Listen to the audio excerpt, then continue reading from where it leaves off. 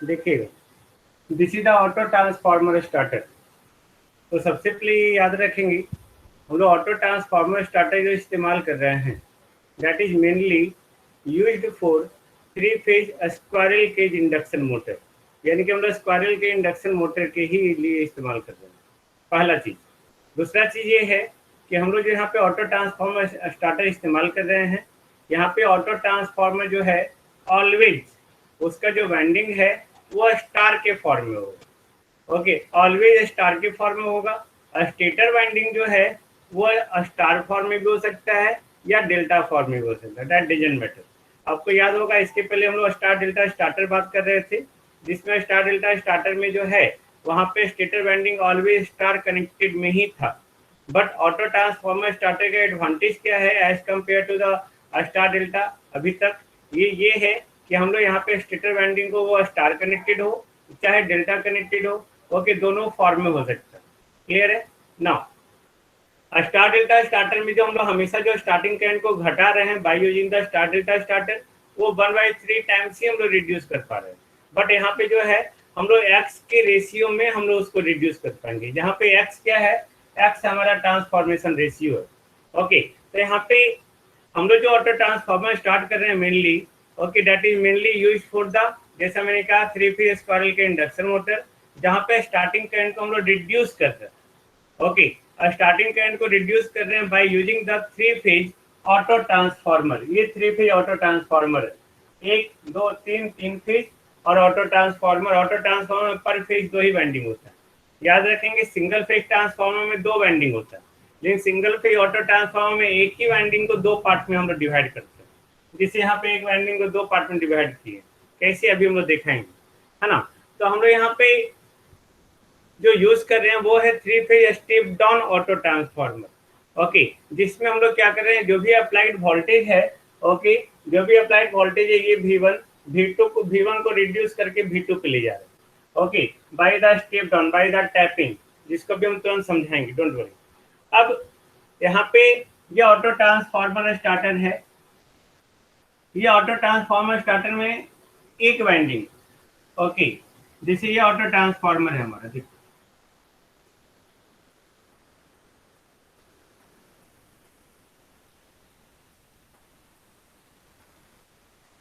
ये देखो, ये इधर प्राइमरी वाइंडिंग और ये इधर सेकेंडरी वाइंडिंग, दिख रहा है एक वाइंडिंग, है ना? यही ऑटो ट्रांसफार्मर है, जिसमें आपका एनर्जी जो ट्रांसफर होता है दोनों मीडियम से, कंडक्टिवली भी और इंडक्टिवली भी। इंडक्टिवली यानी कि ट्रांसफार्मर एक्शन होता है, ओके, मैग्नेटिकली भी और इलेक्ट्रिकली भी, दोनों तरह से यहाँ पे एनर्जी ट्रांसफर होता है, that is the auto transformer. Then auto transformer have the various advantage. जहाँ पे हम लोग ऑटो ट्रांसफार्मर का सबसे ज्यादा इस्तेमाल करते हैं वोल्टेज के वेरिएशन के रूप में, यानी कि वोल्टेज का कोई भी वेरिएशन जो है हम लोग ऑटो ट्रांसफार्मर के थ्रू हम लोग कर सकते हैं। तो ये सिंगल फेज ऑटो ट्रांसफार्मर हुआ। ऐसा ऐसा 3 वाइंडिंग हमारा 3 फेज ऑटो ट्रांसफार्मर हो गया। तो जिस तरह से हम लोग यहाँ पे टैपिंग किए, यहाँ पे ऐसा ऐसा टैपिंग बहुत सारा है। ओके, तो यहाँ पे देखो, अभी हम लोग इससे कनेक्ट कर दी, इससे भी कनेक्ट कर सकते थे, इससे भी कर सकते थे, इससे भी कर सकते थे। ओके, तो उसी तरह से यहाँ पे टैपिंग दिखाया हुआ है। ओके, और टैपिंग करके हम लोग सेकेंडरी निकाल रहे हैं, दिख रहा है आपको? ओके, ये प्राइमरी हो गया और ये टैपिंग करके हम लोग सेकेंडरी ले रहे हैं, जैसे हम लोग यहाँ पे ले रहे हैं। आई थिंक नो प्रॉब्लम, है ना? ये हमारा सिंगल फेज ऑटो ट्रांसफार्मर में जिस तरह से हो रहा है उसी तरह से हमारा जो 3 फेज ऑटो ट्रांसफार्मर, अब ध्यान से देखेंगे। ओके, अब इससे हम लोग टैपिंग करके, ओके, इससे टैपिंग करके जो है इसको हम लोग यहाँ से यहाँ, ये देखो आ गया इसमें, ये इसे टैपिंग करके डायरेक्टली नहीं, है ना, टैपिंग करके, ओके, ये देखो आ गया यहाँ पे इसके थ्रू, ये देखो टैपिंग करके आ गया मोटर में, है ना? अगर ये स्विच कनेक्ट होगा तो ऑटोमेटिकली जो है ये 3 phase transformer, 3 phase induction motor run करेगा। अभी देखो ये 3 फेज सप्लाई है, ध्यान से देखिए। तो जिस तरह से हमारा टीपीडीटी स्विच वहां पे था, यहाँ पे भी टीपीडीटी स्विच है, ट्रिपल पोल डबल थ्रू, जहाँ पे ये स्टार्ट पोजीशन पे, ये देखो ये स्विच है। ओके, यहाँ हम लोग इसको जो है थ्रो करेंगे। ओके, अभी इस पोजीशन पे थ्रो है, यानी कि स्टार्ट पोजीशन पे। ओके, तो जब ये इस पोजीशन पे थ्रो है, ये इसको, तो ये क्या करेगा, यहाँ से इसको कनेक्ट करेगा, यहाँ से इसको कनेक्ट करेगा, एक फेज कंप्लीट। ये देखो 3 फेज सप्लाई, मान लेते हैं ये आर, ये वाई और ये बी। ओके, ये देखो आर का कनेक्शन यहाँ इसके साथ, वाई का कनेक्शन यहाँ इसके साथ, बी का कनेक्शन यहाँ इसके साथ। अब ध्यान से देखिएगा, है ना। थ्रो का मतलब जो उस पॉइंट पे फेंक देना। ओके, थ्रो का मतलब क्या है कि यहाँ कनेक्शन होगा, यहाँ कनेक्शन होगा। अब देखो आर एक फेज, ध्यान से देखिए मेरे पेन को। ओके, आर एक फेज, इसे टैपिंग करके सेकेंडरी में हम लोग यहाँ पे चलाया, दिख रहा है, बोलो। जैसे हम लोग यहाँ पे एक फेज, देखो ये एक फेज, ये टैपिंग करके सेकेंडरी में आ गया, V1 रिड्यूस हो गया, आ गया V2 में, दिख रहा है। V1 रिड्यूस होकर V2 में आ गया, है ना। यहाँ तक N2 और यहाँ तक N1। ओके, तो N2/N1 के रेशियो से ये रिड्यूस हो गया। उसी तरह R, ये इससे कनेक्ट होके, ये इससे कनेक्ट होके यहाँ आ गया। उसी तरह बाई इससे कनेक्ट होके जितने भी नंबर ऑफ टर्न्स है रिड्यूस करके हम लोग वोल्टेज यहाँ दे दिए। बी इससे कनेक्ट होके, इससे कनेक्ट होके ये इससे आ गया। क्लियर है? यानी कि यहाँ पे जो 3 फेज इंडक्शन मोटर में इनिशियली जो वोल्टेज जा रहा है वो थ्रू द ऑटो ट्रांसफार्मर जा रहा है, through the auto transformer. Got it? Star delta starter में आपको याद होगा जो इनिशियली में जो वोल्टेज जा रहा था वो स्टार कनेक्शन के साथ जा रहा था, और जैसे ही जो है 3 फेज इंडक्शन मोटर अब सप्लाई आ गया, इंडक्शन मोटर रन करने लगा। जब रन करने लगा तो इंडक्शन मोटर क्या होगा, रोटेट करने लगेगा, है ना। जैसे ही हमारा टीपीडीटी स्विच जो है ये हमारा स्टार्ट पोजीशन पे होगा, तो स्टार्ट पोजीशन पे होगा तो 3 फेज इंडक्शन मोटर के साथ सप्लाई कनेक्टेड हो गया, किसके थ्रू, ऑटो ट्रांसफार्मर स्टार्टर के थ्रू। Got it? ये ऑटो ट्रांसफार्मर स्टार्टर के थ्रू, यानी कि ऑटो ट्रांसफार्मर के थ्रू जो है ये 3 फेज इंडक्शन मोटर स्टार्ट हो गया। तो ऑटो ट्रांसफार्मर के थ्रू स्टार्ट होना, यानी कि इसको हम लोग कौन सा स्टार्टर करेंगे, auto transformer starter. Got it? तो ये हमारा ऑटो ट्रांसफार्मर स्टार्टर हो गया। अब जैसे हम लोग यहाँ पे सुटेबल वोल्टेज हम लोग अप्लाई किए, ओके, सुटेबल वोल्टेज अप्लाई किए, तो यहाँ पे जैसे ही हमारा 3 फेज इंडक्शन मोटर रन करना शुरू कर दिया, यानी कि मोटर रोटेट करना शुरू कर दिया, यानी कि जैसे उसका स्पीड जो 80 से 90% आना शुरू हो गया, अपने रेटेड स्पीड का, या 85% आ गया, तो हम लोग स्विच को क्या करेंगे, यहाँ से थ्रो करके यहाँ कनेक्ट कर देंगे। देखो ये स्विच यहाँ है ना, ये स्विच यहाँ, ओके, ये स्विच उठ के यहाँ आएगा, ये स्विच उठ के यहाँ आएगा, ये स्विच उठ के यहाँ आएगा। अब ध्यान से देखिएगा। ओके ओके, तो जैसे 85% स्पीड हुआ तब ऑटो ट्रांसफार्मर को छोड़ देना है। ऑटो ट्रांसफार्मर का काम सिर्फ क्या था, स्टार्ट करना। अब देखो ये स्विच यहाँ से उठ के यहाँ, यानी कि अब ये कहाँ आ रहा है, देखो ये उठ के यहाँ से ये देखो कनेक्ट हो गया, दिख रहा है। इसको अब सप्लाई से कनेक्ट होना है ना। अब ये यहाँ से उठ के यहाँ, ये देखो यहाँ से यहाँ चला है, क्योंकि यहाँ उठ के यहाँ चला है ये। ओके, ये जो है ये उठ के यहाँ से यहाँ आ गया, तो ये यहाँ से खत्म, ये यहाँ से खत्म। ओके, और ये कहाँ से कनेक्ट हो गया, यहाँ से कनेक्ट हो गया, दिख रहा है आप लोग को। यानी कि आर का कनेक्शन अब देखो ये डायरेक्टली हो गया, दिख रहा है, जस्ट टेल मी। ओके, ठीक उसी तरह ओके, ये उठ के यहाँ आ गया, है ना, तो ये यहाँ से यहाँ खत्म, ये उठ के यहाँ कनेक्ट हो गया। ओके, ये यहाँ से यहाँ खत्म, और ये उठ के यहाँ कनेक्ट हो गया, दिख रहा है। ओके, ये बाई का कनेक्शन यहाँ से यहाँ, ठीक उसी तरह जो है ये खत्म हो गया, ये आ गया इससे कनेक्ट हो गया, और ये यहाँ से यहाँ, यहाँ से यहाँ, यहाँ से यहाँ खत्म हो गया, और ये डायरेक्ट कनेक्ट हो गया, बी कनेक्ट हो गया। अब डायरेक्टली कनेक्ट हो गया, स्टार्टर का काम समाप्त हो गया हमारा, है ना, दिख रहा है कनेक्शन। ये किसका कमाल हुआ, टीपीडीटी स्विच का। कनेक्शन में कोई प्रॉब्लम नहीं, आई थिंक नहीं ना भाई। ओके, यहाँ पे ऑटो ट्रांसफार्मर भी ऑटोमेटिकली डिस्कनेक्ट हो गया और 3-फेज इंडक्शन मोटर भी डायरेक्टली सप्लाई से कनेक्ट हो गया और स्टार्टिंग करंट भी रिड्यूस हो गया। ओके, यहाँ पे सिर्फ अंडर वोल्टेज प्रोटेक्शन के लिए हम लोग अंडर वोल्टेज रिले इस्तेमाल करते हैं और ओवरलोड प्रोटेक्शन के लिए थर्मल रिले इस्तेमाल करते हैं। अभिषेक सिंह, ऐसा क्यों किए? वाह, वेरी गुड क्वेश्चन अभिषेक। ओके, ऐसा क्यों किया? स्टार्टर का हम लोग यूज ही क्यों करते हैं? क्यों भूल जाते हैं कि आप क्या हो? अगर ये क्वेश्चन है तो मेरा भी ये क्वेश्चन है कि अभिषेक यहाँ पे क्यों पढ़ रहे हैं? बताओ, पहले इसका आंसर दो। आप यहाँ ये ऑटो ट्रांसफार्मर स्टार्टर क्यों पढ़ रहे हैं? टेल मी। नॉलेज के लिए नहीं, you are becoming an engineer, है ना? आप एक इंजीनियर बनने जा रहे हो एक जॉब के लिए। आप यही जब भूल जाएंगे कि हमको जॉब लेना है, इंजीनियरिंग डिग्री लेना है, ओके, आप यहाँ पे स्टार्टर ही भूल गए, है ना? तो ऑटो ट्रांसफार्मर स्टार्टर आप कैसे समझेंगे? स्टार्टर का काम यहाँ पे क्या है? स्टार्टिंग करंट को रिड्यूस करना। तो हम लोग ऑटो ट्रांसफार्मर के थ्रू जो है उस स्टार्टिंग करंट को रिड्यूस करना। Got it? इसलिए हम लोग ऐसा कर रहे हैं कि शुरू में स्टार्टिंग करंट का वैल्यू बहुत ज्यादा होता है। ओके, तो उस स्टार्टिंग करंट को वैल्यू को घटाने के लिए हम लोग क्या कर रहे हैं? ऑटो ट्रांसफार्मर का इस्तेमाल कर रहे हैं। ओके, और उस ऑटो ट्रांसफार्मर का इस्तेमाल करके हम लोग स्टार्टिंग करंट को रिड्यूस कर ले रहे हैं। Got it? अब यहाँ पे देखो, समझ गए अभिषेक या नहीं समझे? Tell me. समझ गए भाई?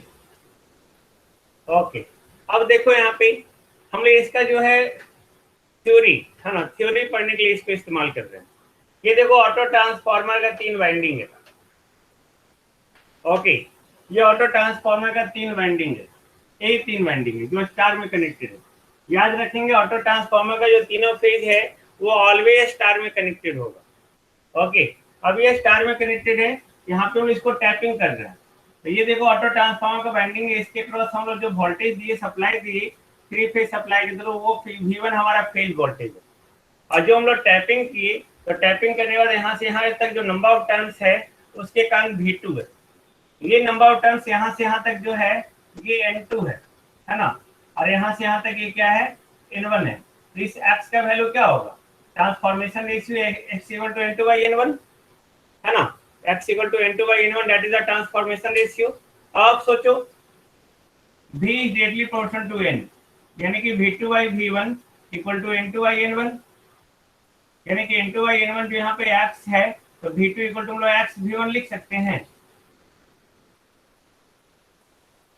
लिख सकते हैं। यहाँ पे V1 जो है सप्लाई वोल्टेज पर फेज है, याद रखेंगे। ओके, अब इसके थ्रू जो स्टार्टिंग करंट आ रहा था, जो ऑटो ट्रांसफार्मर में आ रहा है ना, इसमें डायरेक्टली आ रहा है। अब यहाँ पे टैपिंग होने के कारण जो इसके थ्रू करंट फ्लो करेगा, टैपिंग हो तो करंट फ्लो करेगा। देखो यहाँ पे ये, इसको देखो, ये ISTA1 है। ओके, और ये जो है ISTA2 है। ओके, ये V2 है। इस V2 का वैल्यू क्या हो गया? X V1। अगर यहाँ पे इसका N1 है और ये हो गया N2। Got it? ये समझ आ रहा है? तो V2 by V1 equal to X equal to N2 by N1। तो करंट क्या होता है? करंट जो है इनवर्सली प्रोपोर्शनल होता है 1 बाई N, यानी कि ISTA2 ISTA1 equal to X1 by X, sorry N1 by N2 लिख सकते हैं हम लोग। इनवर्सली प्रोपोर्शनल है। Just tell me, N1 by N2 लिख सकते हैं भाई, इक्वल टू 1 बाई X लिख सकते हैं। ये देखो, ISTA2 equal to 1 by X into ISTA1 लिख सकते हैं। Got it? यहाँ पे ISTA1 जो है वो है starting current in the primary winding of the auto transformer. Okay, ये इसके प्राइमरी वाइंडिंग में स्टार्टिंग करंट है ISTA1, ST for starting, A for auto transformer, 1 for primary winding. ISTA2 similarly a starting current in the auto transformer of secondary winding. Got it? ISTA2, तो ISTA2 equal to 1 by X into ISTA1। ये समझ में आ गया आप लोग को? Tell me, ये समझ में आया? चलो, ये समझ में आ गया। अब यहाँ पे ISTA2 भी आपको पता चल गया, this is the starting current, in the secondary winding of auto transformer. Okay, या हम लोग ये भी बोल सकते हैं कि यही करंट जो है ये स्टेटर वाइंडिंग में अब फ्लो कर रहा है। कब? जब हम लोग स्टार्टर यूज कर रहे हैं तब। यही है ना भाई, यही ना इसमें सप्लाई होके जा रहा है इनिशियली, यही ना। ये इसमें जब कनेक्ट नहीं था तो ये कहाँ कनेक्टेड था? इसके थ्रू। यही कहीं ना ISTA2 है, यही ना हमारा स्टेटर वाइंडिंग में जाएगा। ये स्टेटर वाइंडिंग में जाएगा ना। ओके, तो यही ISTA2 जो है हम लोग बोल सकते हैं this is also the starting current in the stator winding with the auto transformer starter. All of you agree with me? Tell me. Okay, तो ये हमारा 3 इंडक्शन मोटर का स्टेटर वाइंडिंग है। यहाँ पे वही सेम वाइंडिंग है, ये देखो ZS। ओके, अब हम लोग जब इस स्टेटर वाइंडिंग को या 3 इंडक्शन मोटर को जब डायरेक्टली स्विच करते हैं, यानी कि डायरेक्टली स्विच ऑन करते हैं बिना ऑटो ट्रांसफार्मर स्टार्टर के यूज किए बिना, उसको जब हम लोग यूज नहीं कर रहे हैं और डायरेक्टली स्विच ऑन कर रहे हैं, तब V1 सप्लाई वोल्टेज जो हम लोग V1 यहाँ दिया ऑटो ट्रांसफार्मर में, वही होगा ना सप्लाई। हम लोग ऑटो ट्रांसफार्मर का इस्तेमाल नहीं कर रहे हैं। ओके, हम लोग इस्तेमाल किसका कर रहे हैं? Okay, directly. तो डायरेक्टली हम इस्तेमाल करें तो V1 हमारा पर फेज वोल्टेज होगा, और इसमें जो करंट होगा that is the starting current. कब? जब डायरेक्टली हम लोग स्विचिंग कर रहे हैं तो। और ये ZS हुआ तो ये स्टार्टिंग करंट क्या हो गया? V1 by ZS। All of you agree with me? Tell me. यहाँ पे X का जो वैल्यू है वो लेस देन 1 होगा या ग्रेटर देन 1 होगा?